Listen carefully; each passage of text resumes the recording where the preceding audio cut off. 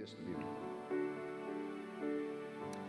E uma das mulheres dos filhos dos profetas clamou a Eliseu dizendo: o meu marido, o teu servo, morreu. E tu sabes que o teu servo temia ao Senhor. E veio o credor para levar os meus 2 filhos para serem servos. E Eliseu lhe disse: que hei de te fazer? Diz-me o que é que tens em casa. E ela disse: a tua serva não tem nada em casa, senão uma botija de azeite. Então disse ele: vai, pede emprestado a todos os teus vizinhos vasilhas vazias, não poucas. Então entra e fecha a porta sobre ti e sobre teus filhos, e deita azeite em todas aquelas vasilhas, e põe à parte a que estiver cheia. Partiu, pois, dele e fechou a porta sobre si e sobre seus filhos. E eles lhes traziam as vasilhas, e ela as enchia. E sucedeu que, cheias aquelas vasilhas, disse a seu filho: me traze ainda uma vasilha. Porém, ele lhe disse: não há mais vasilha alguma. Então o azeite parou. Então veio ela e fez saber ao homem de Deus. E ele disse: vai, vende o azeite, paga a tua dívida, e tu e os teus filhos vivam do restante. Amém? Obrigado, queridos, por poder sentar. Nós estamos num culto de Santa Ceia nessa manhã. E quando nós estamos num culto de ceia, nós costumamos trazer palavras que tenham ou que façam alusão àquilo que Deus fez por nós. Mas nem sempre nós vamos tratar aqui de algum tipo de assunto que tenha a ver simplesmente com esses últimos momentos de Cristo na terra. Nós vemos a provisão de Deus desde o Éden. Desde o Éden, quando o homem peca, o homem e a mulher saem do jardim, são expulsos do jardim pelo motivo de o jardim ser uma parte do reino de Deus, ser uma parte do céu na terra, e o pecado não pode entrar no céu. Como o Éden era uma parte do céu, o pecado não poderia mais habitar ali, e então o homem precisa sair. Mas Deus não deixa com que ele saia sem que Deus venha a prover algo para ele. Deus provê algo para este homem. Ele provê a salvação quando ele diz: da semente da mulher vai nascer um que esmagará a cabeça da serpente. Quando Deus traz esta promessa, ele está provendo algo. E nós acompanhamos pela Bíblia Deus provendo muitas e muitas vezes.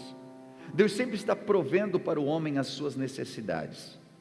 Talvez Jesus queira que nós entendamos isso, quando nos evangelhos ele diz para que a gente fique calmo, porque se ele alimenta as aves do céu, nós valemos muito mais do que elas, e ele vai nos prover também. Mas quando ele fala isso, ele fala para aqueles que têm um entendimento de ser filhos de Deus, porque senão nós não veríamos a miséria no mundo. E a miséria do mundo, e a miséria, a pobreza extrema, como nós vemos até o dia de hoje, tem a ver com o fato do homem ter se afastado de Deus, o homem ter ido para longe de Deus. E aqui, o texto que eu trago para você hoje, nos fala de uma mulher que ficou viúva, mas é interessante porque ela tinha uma ligação com a casa de Deus, com o profeta de Deus. O seu marido servia no templo. Vamos dizer que o seu marido, ele trabalhava na igreja. Vamos trazer aqui para os nossos dias para ficar mais fácil a compreensão. É como se o marido trabalhasse na igreja, servisse a Deus, inclusive. Dá-nos a entender que a vida deles era uma vida de servir. Essa mulher sabia a quem recorrer, isso nos fala muito. Ela vai recorrer ao profeta. E ela chega falando com esse profeta e dizendo a ele: escuta, o meu marido, teu servo, ele morreu. A conversa fica pesada, porque quando ela vai falar com Eliseu, ela diz assim: aí, tu lembra de fulano de tal? Pois é, ele trabalhava por aqui, eu estou precisando de uma ajuda e tal. Não, ela diz assim: olha, teu servo, aquele que trabalhava para ti, morreu, e olha só a situação que eu estou agora. Olha a dificuldade que eu me encontro nesse momento, porque os credores vinham, e na época, se você não tinha como pagar, eles levavam os teus filhos. Eu só fico pensando nessa mesma prática nos dias de hoje. Era muita gente sem filho, era muita gente sem filho. Eles levavam as crianças, eles levavam até que a dívida fosse paga, e essas crianças viravam servos. É horrível pensar nisso. Mais horrível ainda você ter perdido alguém da sua família, ter perdido seu marido, ou perdido a esposa, enfim, alguém que você ama, que você caminha ao lado, e agora você nem teve tempo de chorar ainda o luto, e alguém chega para levar os teus filhos, e é um golpe em cima do outro. E às vezes é exatamente a situação que a gente vive, não de alguém levar os nossos filhos, mas de nós tomarmos golpes em cima de golpes, problemas em cima de problemas, e parece que quando um vem, ele não consegue ser solitário, ele precisa trazer outros problemas com ele. Essa mulher chega ao profeta, e ela vem trazendo o seu problema. Eu tenho um problema, eu tenho uma dor, eu perdi alguém, e eu nem me recuperei dessa dor. Eles querem me levar o que sobrou, eles querem me levar embora aquilo que ainda me lembra o meu marido, eles querem levar embora a minha alegria, eles querem levar embora o restante, o que me sobrou. O que eu vou fazer da minha vida? Eu não tenho o que fazer, então eu vim aqui para o Senhor me emprestar um dinheiro. Por mais que não esteja claro na Bíblia, ela pedindo para Eliseu, porque a Bíblia acaba trazendo alguns resumos, mas ela diz assim: agora o credor vem para levar meus filhos para serem servos. E o restante da conversa não fala, mas provavelmente diz assim: eu preciso que tu me arrume um dinheiro. Não tem um fundo de garantia, alguma coisa que ele não recebeu aí? Tem alguma coisa aí que ainda tem, que ficou, de repente o último salário, ele trabalhou uns dias aqui. Quando a gente está no desespero, sabe, vem todo tipo de ideia. Eu não sei o que ela trouxe para o profeta, para Eliseu, mas Eliseu diz assim: o que eu vou fazer por ti, mulher? Eliseu também não tinha. Eliseu estava comandando aquela escola de profetas, mas ele não tinha como ajudar aquela mulher. O que hei de fazer por ti? Essa foi a pergunta. Mas essa mulher, ela tinha um problema muito bem identificado. Ela tinha um luto, ela tinha o problema dos seus filhos daqui a pouco serem levados pelo credor, ela tinha uma situação de não ter dinheiro, ela não tinha bens, e ela tinha agora que saldar uma dívida. Aqui talvez vai quebrar um paradigma, e é bem importante que você guarde isso na sua mente. O fato de você vir à igreja, o fato de você ser servo de Deus, não te isenta de você passar por problemas, e também não te isenta de cometer burradas. Se esse homem tinha contraído dívidas, e as dívidas eram tais as quais ele deixa para sua esposa pagar agora, e que é um volume que tem que se levar dos filhos para ser pago, é porque ele não foi um bom administrador também. E o fato às vezes de nós virmos à igreja, de sermos ofertantes: eu sou dizimista na igreja, eu dou 10% para o reino de Deus, agora eu posso gastar 130% do meu salário. Existe 130%? Não. Se eu ganho 100%, o que eu ganho é 100%. Se eu dei 10% para Deus, me sobrou quanto? 90%. Deus vai fazer milagre em cima dos 90%? É claro que faz. Mas isso não me dá o direito de me planejar para gastar 150%. E às vezes as pessoas estão na igreja, são servos de Deus, podem ser até pastores, Mas se nós não nos programamos, nós vamos ter problemas. Não é assim, né? Eu passei aí, meu cheque especial é Jesus. Deus lhe pague. Deus lhe pague. Deus lhe pague, irmão. Quanto é que é? Não, pode mandar aí que o Senhor vai prover. Eu já estou devendo para todo mundo. Como é que Deus vai prover? Veja que o fato dele andar com o profeta Eliseu, ele andava com o maior cara da sua época. Eliseu fez 2 vezes mais milagres do que o profeta Elias, que está descrito no livro anterior. Ele ressuscitou mortos. Ele bateu com a capa e as águas do Jordão se abriram para ele passar. Esse cara fez milagre até depois de morto, Eliseu. Para você ver a unção que ele tinha. Depois que ele tinha morrido, colocaram ele numa cova, houve uma guerra, e um soldado morreu. E eles trouxeram um soldado e jogaram na cova de Eliseu. O soldado bateu nos ossos dele e reviveu. Pensa na unção que esse homem tinha. Era unção até no osso. Obrigado, meu irmão. Ele tinha unção até depois de morto. Agora imagina, esse homem está andando com esse cara. Às vezes nós temos a ilusão, não, porque quando eu andar com fulano de tal, aí nós temos pastores que nós seguimos na internet, né? Nós pensamos, não, se eu andasse perto dessa pessoa, cara, o que faz a diferença é as decisões que você toma, com cada palavra que você recebe, se você coloca em prática ou não. Tem gente que pega conselho com o pastor, mas faz tudo diferente. Diz assim, que bênção, essa palavra é boa, mas nunca bota em prática.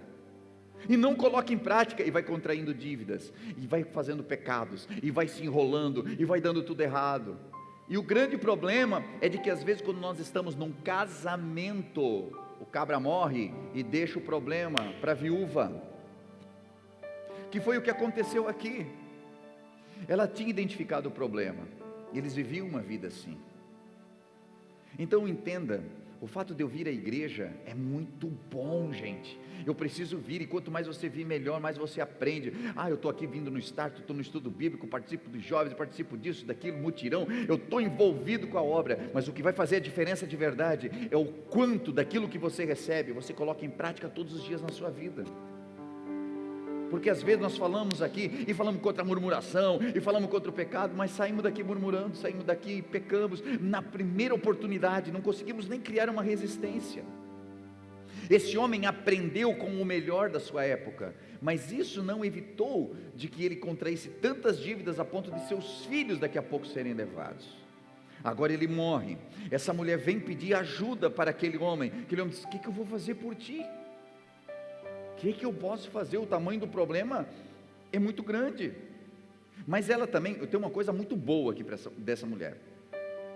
Ela não chegou dizendo assim, então Eliseu, vim aí, não, mas parecida, né? Porque sabe que aconteceu uma tragédia na minha vida. Pois é, teu marido faleceu. Como é que você está? Eu estou bem, estou esperando já. Estou ótimo. E como é que está em casa?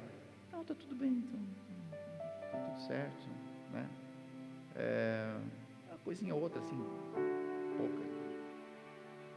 O pessoal está vindo aí, quer levar meus filhos embora, mas nada que a gente não possa resolver. Inclusive queria ver contigo se não tem aí uns 100 mil para me emprestar, porque de repente para botar as coisas no dia. Não, ela já foi sincera, dizendo assim, sabe que meu marido morreu e ele trabalhava aqui. Ele trabalhava aqui contigo. E agora ele quer levar meus filhos. O que eu vou fazer? É que eu imagino a mulher falando dessa forma. Ela foi reto. Não, essa é a sinceridade. Às vezes nós perguntamos para as pessoas, qual é o teu problema? Na verdade, assim, graças a Deus, lá em casa está tudo bem, pastor. Na internet, assim, se sentindo desolada. É incrível. A pessoa marca um horário, ela senta para contar meias verdades. Ou às vezes, conta aquilo que deveria contar para o pastor ou para alguém que possa ajudar, conta para quem só quer botar no ventilador. Está todo mundo falando do problema, é porque o marido saiu de casa, é porque deu traição, é porque isso que aquilo, e está com um problema sério nas finanças. Quando vai falar com o homem de Deus, Não resolve. Essa mulher foi sincera, ela abriu o verbo, ela disse mesmo, tanto que assustou o profeta. O que eu vou fazer? E aí Deus vem com a direção, porque quando a sinceridade, por mais que houve problemas, por mais que contraíram dívidas que não podiam contrair, por mais que agora estavam numa situação muito ruim, mas a sinceridade dessa mulher, o confessar, o abrir mesmo, porque eu sei que dá vergonha, a gente se quebra na vida, a gente toma decisões erradas, mas sabe, se eu não for sincero, e se eu não abrir o coração, e se eu não mostrar a ferida, chega no médico, o médico pergunta, como é que você está? Estou bem. O que você está fazendo aqui então? Nenhuma mancha no corpo, nada. Aí tu pensa, nossa, eu estou com uma mancha, eu estou com uma coceira, mas é num lugar tão esquisito de mostrar. Quem que eu vou dizer para esse cara? E a gente vai lá, paga 350 consulta, e sai de lá, tomou as vitaminas, mas não mostrou o problema, porque, imagina, se eu baixar a calça para o médico lá, ele estudou para isso. É o que eu falo para as pessoas assim, pastor, é que assim ó, é que eu não quis incomodar o senhor na época, o fogo era só um pouquinho assim ó, eu não quis incomodar o senhor na época, aí a casa está pegando fogo agora, pastor, corre aqui em casa, chama quando o bicho está pequeno ainda,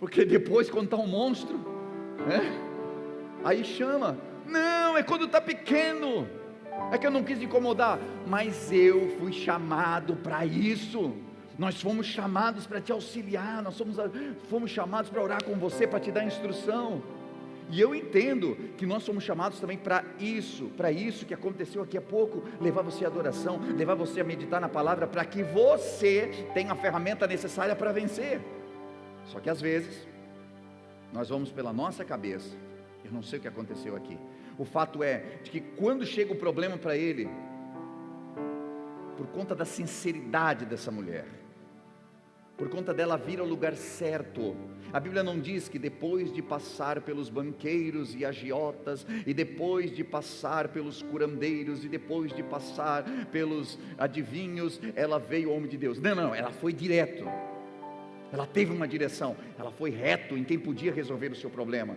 e por ela ter vindo e honrado o profeta faz uma pergunta que muda tudo.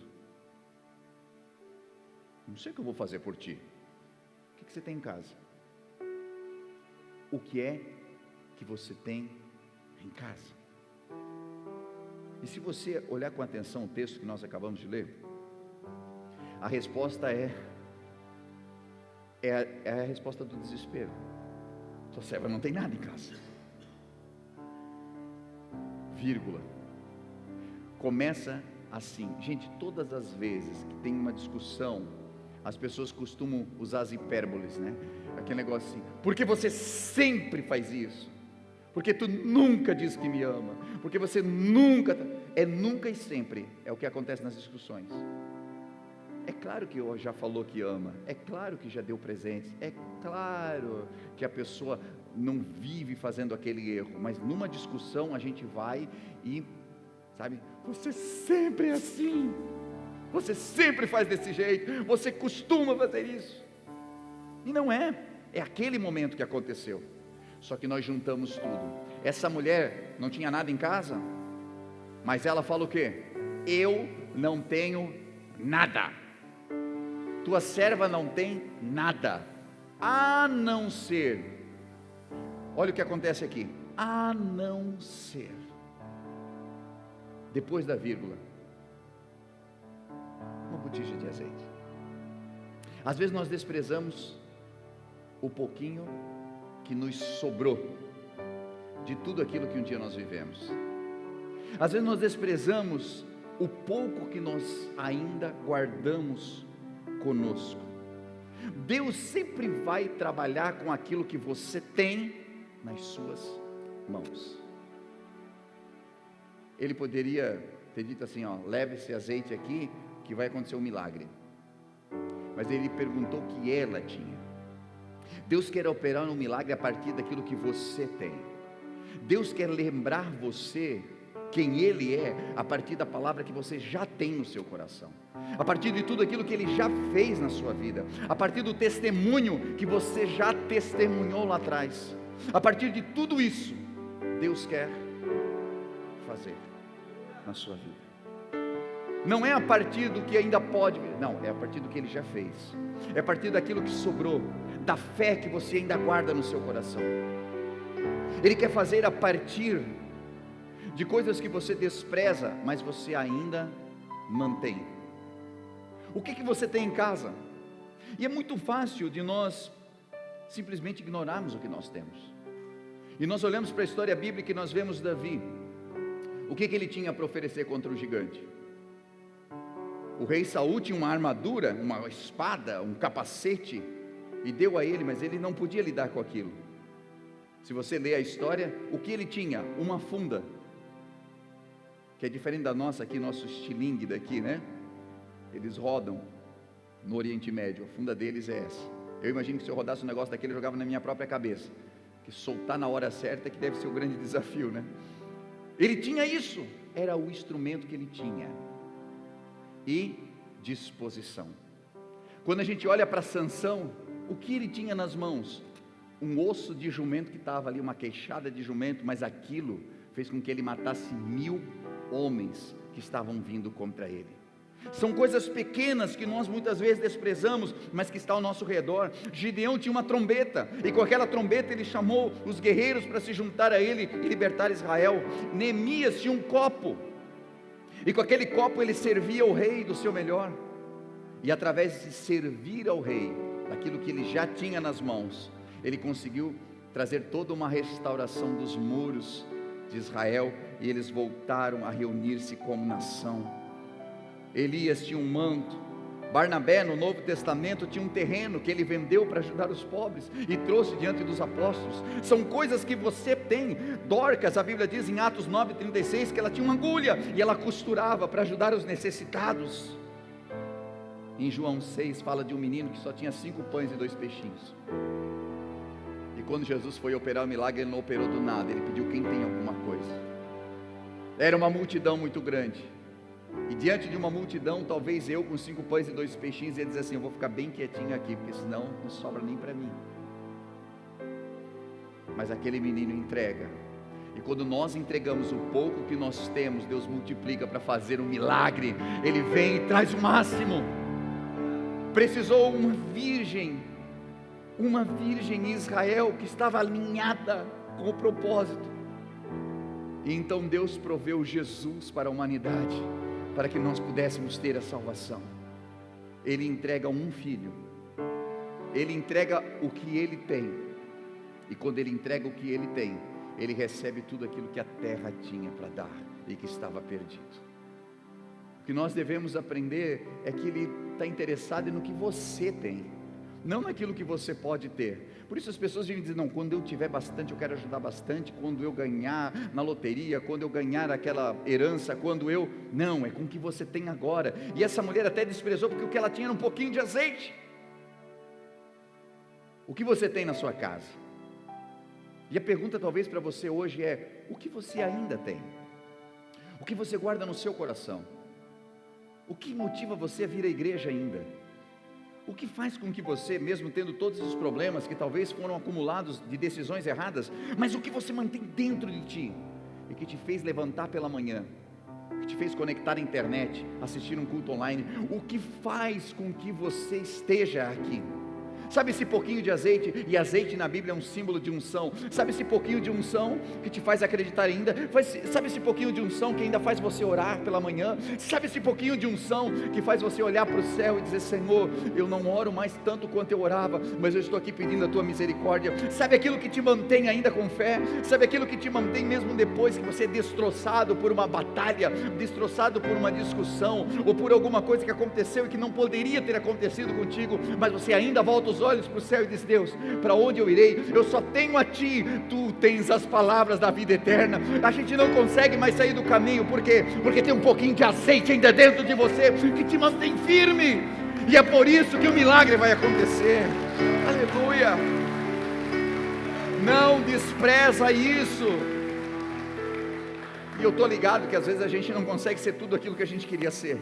E eu estou ligado que às vezes nós pensamos, cara, como eu queria orar de novo 3 horas, 4 horas, como eu queria estar naquela vibe de sair, de visitar as pessoas, que eu fazia tanto, eu abençoava, eu orava, as pessoas eram curadas. Tem coisas que nós já fomos, tem coisas que nós já vivemos e que não estamos vivendo hoje. Mas não despreza aquilo que ainda mantém você. Não despreze esse pouco de unção que te mantém ainda ligado a Deus. Porque diante da tua sinceridade em admitir quem você é, vem uma instrução para que você mude a tua história. E aqui é um outro ponto importante. O que nós oramos? Nós queremos que Deus mande um anjo do céu e traga a provisão. Senhor, estou precisando. O que tu tem em casa? Um pouquinho de azeite. Vou mandar meu anjo lá. Vou mandar meu anjo e ele vai trazer aí, pelo menos umas 50 botijas de azeite para você vender. E aí, é básico do ser humano. A gente quer o milagre pronto. O que está faltando na tua casa? Está faltando tudo. Vai encostar um caminhão lá, com tudo que você precisa. Glória a Deus. E se Deus agir assim, amém. Mas não é geralmente dessa forma. Você vem querendo os frutos e Deus dá sementes para você.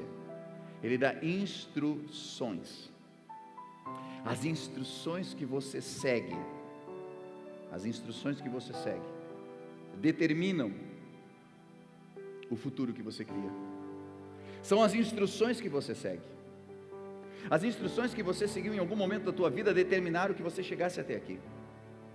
São as instruções que você segue que vão determinando o futuro que você está criando. Agora este homem, ele tem uma instrução para ela. E vou te dizer, nem sempre a instrução é aquilo que a gente quer. Tua serva está desesperada, não tenho nada em casa, a não ser um pouquinho de azeite. A instrução de Eliseu é a mais louca. E quando for muito louco, pode ter certeza que Deus está metido no negócio, porque Ele não é muito lógico assim dentro da nossa lógica.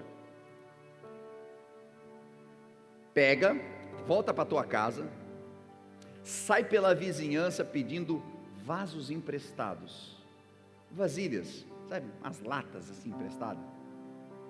Aí tu te fecha no teu quarto com os teus filhos e pega desse pouco de azeite e vai enchendo todas as latas, todas as vasilhas.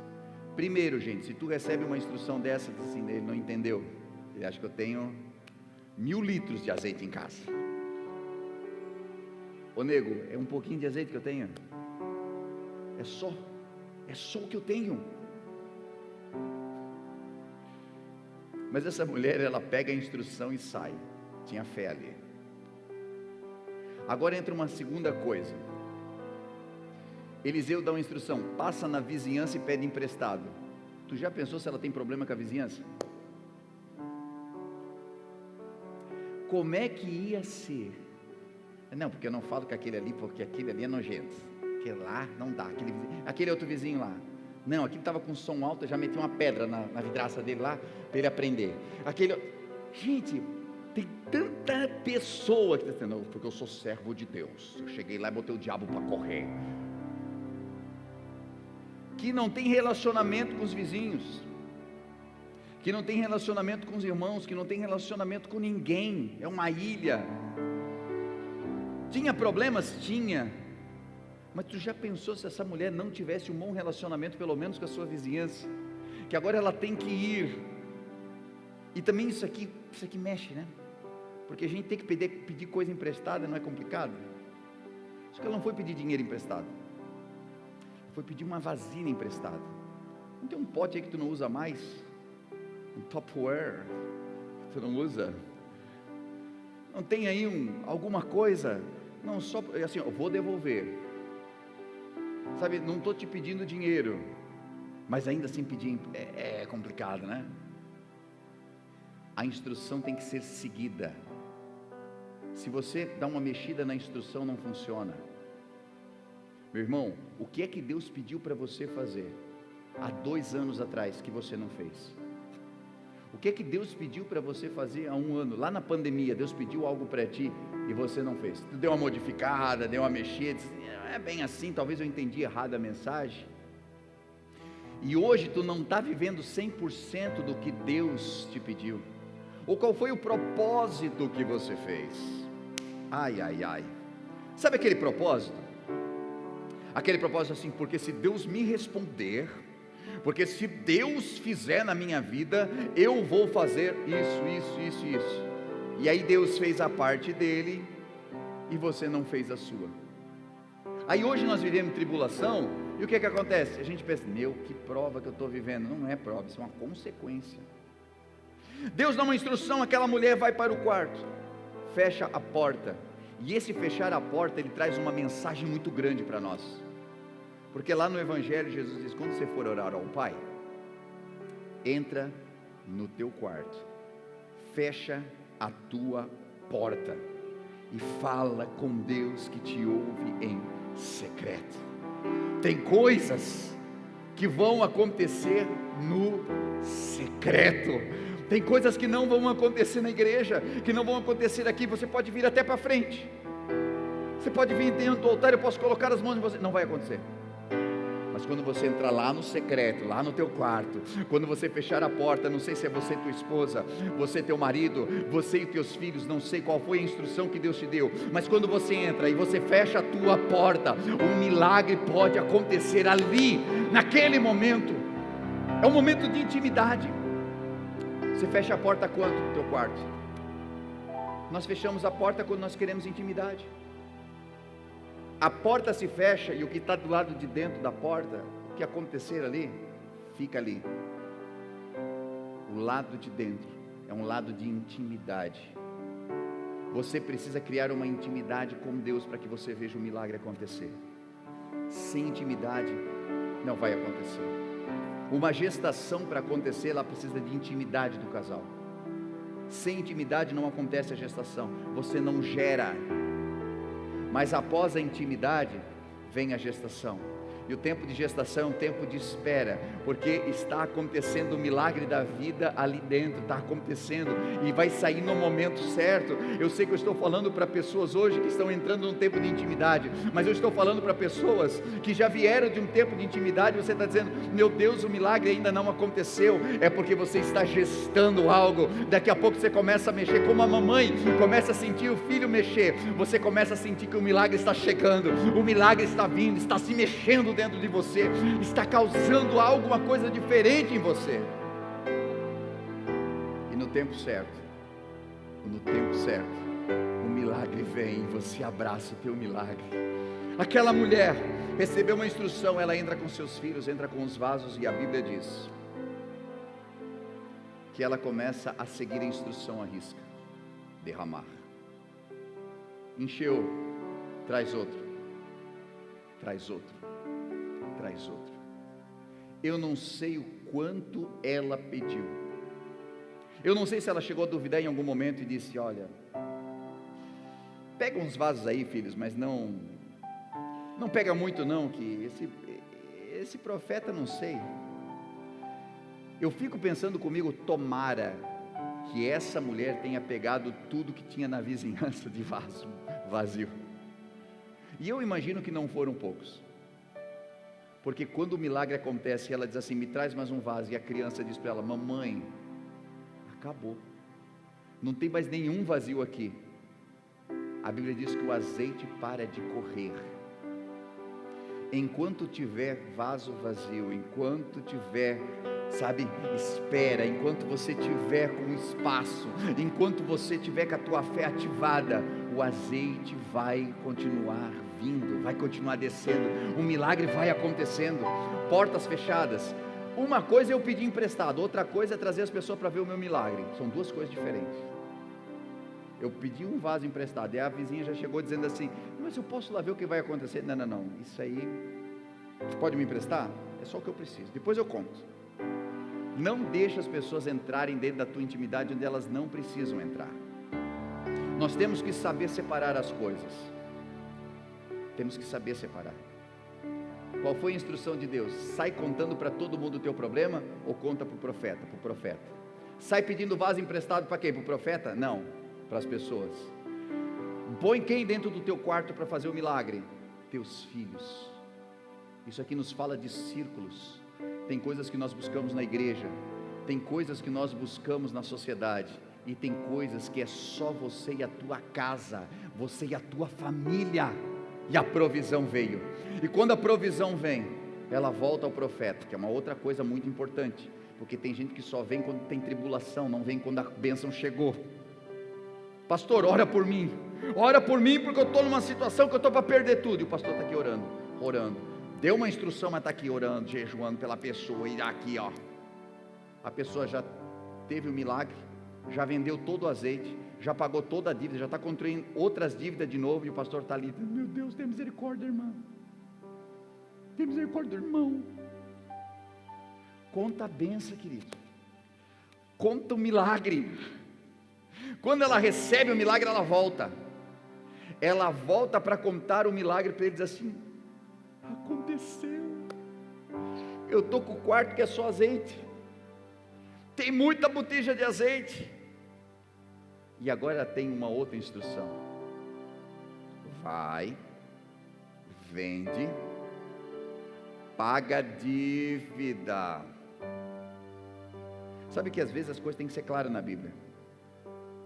Porque tem gente que ganha um dinheiro para fazer uma coisa, pediu a provisão, ganhou para quitar um negócio aqui. Assim, cara, mas eu com esse dinheiro aqui eu podia empreender, podia fazer mais dinheiro com isso aqui. E aí, vou apostar esse negócio no Sporting Betting, que o Corinthians hoje ganha do Flamengo. Vou apostar. Eu estou falando um negócio que é muito atual, tá? Tem famílias se perdendo por causa de apostas. Sabe aquele negócio lá de 40 anos atrás, que os caras saíam de noite e viravam a noite jogando baralho e apostando, chegavam em casa sem nada, dominó, que a gente pensa, hoje em dia está mais fácil porque está no celular. Famílias têm sido destruídas por isso. Tome cuidado. A provisão que Deus te deu é para quê? Use para aquilo, não use naquilo que não é pão. Pague as tuas dívidas, honre todos os seus compromissos.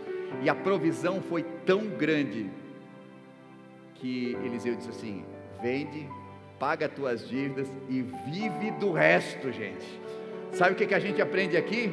Que quando nós temos uma instrução de Deus e a gente segue a risca, você vai viver do melhor dessa terra. Deus vai trazer provisão para você, vai acontecer milagre na sua vida. E o milagre não é só para agora, o milagre é para os dias ainda que virão. Acredite nisso. Aleluia. Quando Deus está no negócio, a provisão vem e ela perpassa os teus problemas. Teus problemas nunca serão maiores do que as bênçãos que Deus tem para você. O problema é muito grande, então espera, se você seguir a instrução, a bênção vai ser muito maior do que o problema.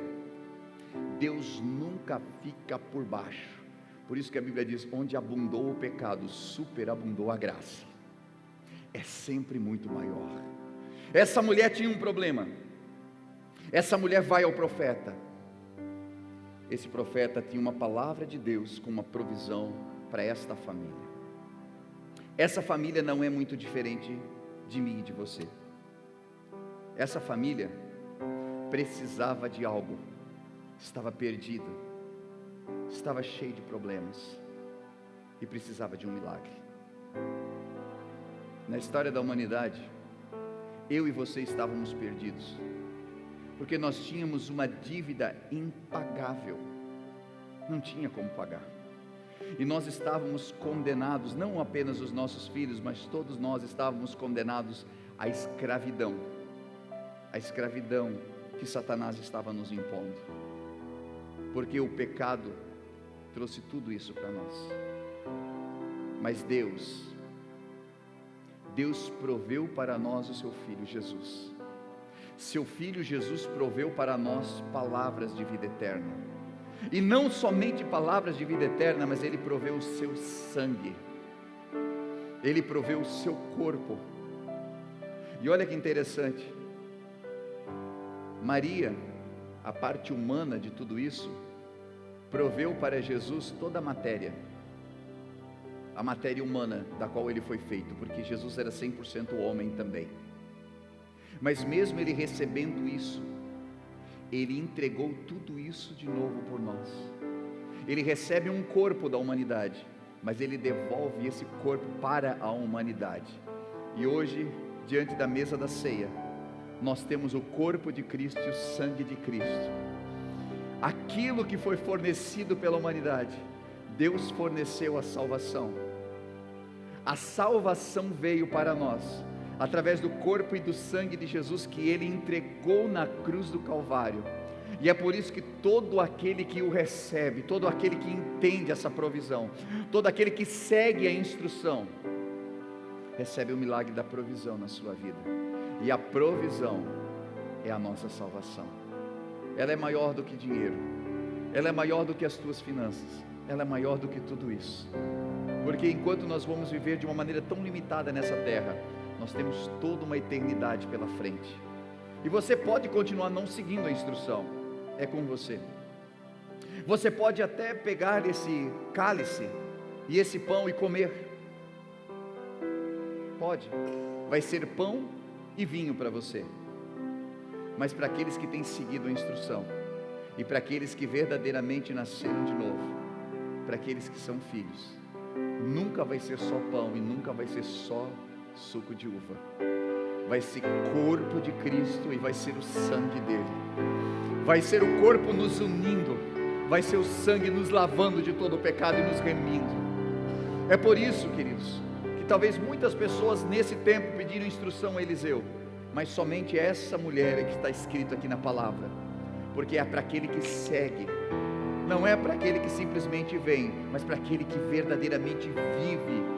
Não é para aquele que serve até, não é para aquele que está pregando num domingo de manhã, mas é para aquele que vive o que prega nos domingos de manhã. Eu posso ser aquele que não segue a instrução ou aquele que segue. Eu posso ser aquele que pega o cálice e é só pão para mim e suco de uva, ou eu posso ser aquele que vai pegar e isso vai ser verdadeiramente corpo e sangue. Eu posso beber para minha própria condenação, ou eu posso beber para minha salvação. A Bíblia diz em Coríntios: examine-se, pois, o homem a si mesmo, e então coma desse pão, beba desse cálice, porque quem come e bebe de uma maneira indigna, traz condenação sobre si. É tão sério tudo isso, é tão sério, porque Deus proveu tudo para mim e para você, e a única coisa que nós precisamos fazer é seguir a instrução, nascer de novo, andar nos seus caminhos, cumprir os nossos propósitos e os nossos votos, fazer de acordo com aquilo que a sua palavra nos dá instrução. E se você de repente olha e diz assim: pastor, eu não tenho nada, eu desafio a você a pensar bem, porque se você está aqui, pelo menos um pouquinho de azeite ainda resta dentro dessa botija. Há um pouquinho de azeite aí dentro ainda, há um pouquinho de azeite dentro de você, e é desse pouquinho, dessa pouquinha fé que te arranca domingo de manhã de casa, dessa pouquinha fé que você ainda tem, que Deus quer fazer um milagre que vai salvar toda a sua família. Vamos nos colocar de pé, por gentileza. Você deve ter ouvido uma mensagem top nesse momento. Acabou de vê-la, falou muito com a tua vida, e quem sabe passou no teu coração: uau, eu quero muito conhecer esse lugar, eu quero muito contribuir com essa obra. E nesse momento você pode fazer isso. Estou passando aqui para dizer de que há várias formas de nós contribuirmos na obra do Senhor, às vezes com nossos talentos, os nossos dons, mas também com a nossa contribuição. Sabe que cada vez que você contribui, seja com teus dízimos ou tuas ofertas, você promove para que o reino de Deus se expanda, para que trabalhos como esse possam chegar a milhares de pessoas, hoje via internet, ou mesmo dentro do ambiente onde nós estamos, aqui na cidade, onde nós temos a The Way Church. Hoje, pelas formas que você vê aí na sua tela, você pode contribuir, seja o seu Pix, transferências, depósitos. O mais importante é que esteja ligado ao seu coração. Nós vemos na Bíblia Sagrada que haviam pessoas que contribuíam com seus dízimos, outras com suas ofertas. Os dízimos muitas vezes ligados a algo que para mim fica mais fácil de planejar. 10% daquilo que eu ganho, eu invisto no reino de Deus. Mas outras pessoas do Novo Testamento já não se atinham mais a dízimos. Algumas delas vendiam tudo que tinham e entregavam. Outras dividiam o que tinham. E dessa forma elas sabiam de que parte dos seus ganhos poderia alcançar a muitos. Então, da maneira como você sentir em seu coração, seja por oferta, seja por dízimos, mas que você possa fazer com todo o seu coração essa contribuição. E saiba, dentro do seu coração, de que cada vez que você estende a mão para que a obra de Deus continue evoluindo, crescendo e se ampliando, as mãos de Deus se estendem sobre você também. Não como um ato de cobrança ou negociação, mas porque Deus é fiel e nunca fica devendo nada para ninguém. Por isso eu convido você a fazer parte desse ministério, dessa obra, com as suas contribuições. E isso fará com que a gente continue ajudando tantas famílias que cada semana são restauradas, que nos procuram em busca de algo que não encontraram em mais nenhum lugar, às vezes sem esperança. E essa esperança não é levada apenas por nós, mas é levada por você, através do seu amor. Então, convido você a fazer segundo aquilo que o Senhor colocar no seu coração de fazer, e com certeza abençoará a muitos. Que Deus abençoe sua vida, continue nos acompanhando pelos canais, que eu tenho certeza que é só o começo do que Deus ainda fará em sua vida e em sua família.